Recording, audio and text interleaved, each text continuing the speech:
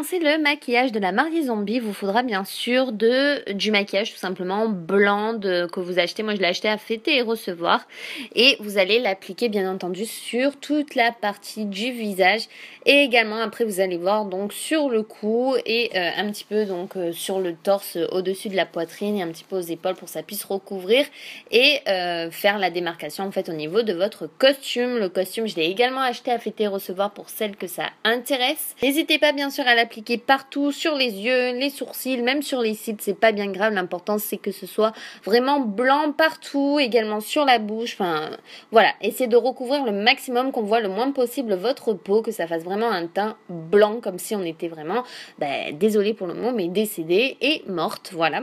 Alors après je voulais vous dire qu'il faut pas faire attention, puisque si vous voyez des résidus un petit peu sur la peau, que c'est pas tout à fait lisse, c'est fait exprès tout simplement pour que la peau soit un petit peu plus vieillie, qu'elle soit voilà une mauvaise peau, pas jolie, pas entretenue. Donc voilà, c'était le but.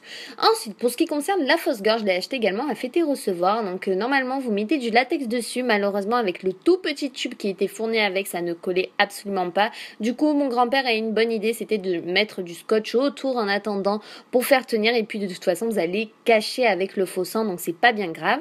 Ensuite passons au maquillage des yeux, donc faire quelque chose d'assez moche bien entendu. Donc bien sûr j'ai choisi la couleur noire pour faire quelque chose d'assez fatigué. On passe bien entendu à l'application du faux sang, donc ça c'est juste hyper facile, hyper rigolo et c'est assez gore quand même, mais bon on se dit que c'est pour le déguisement et puis ça passe tout seul. Donc n'hésitez pas donc à appuyer sur le tube pour faire genre que ça fait vraiment naturel, voilà, qu'il n'y ait pas de traces de pinceau, vraiment que ça coule comme si on vous avait mis un coup de couteau direct et que votre sang coule tout seul.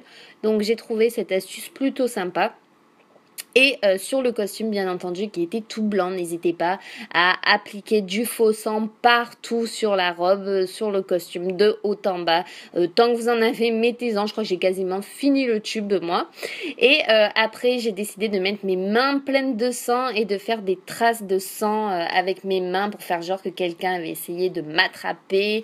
Et j'ai trouvé ça l'effet plutôt réaliste. Et bien sûr enfiler une perruque et un voile de mariée et le tour est joué. Vous êtes prête pour aller fêter votre soirée d'Halloween et faire peur à tous les gens qui vont sonner à votre porte. Sur ce, je vous laisse avec ce petit scénario. Je vous invite sur ma chaîne le samedi 31 octobre à 17h pour découvrir la fin de l'histoire.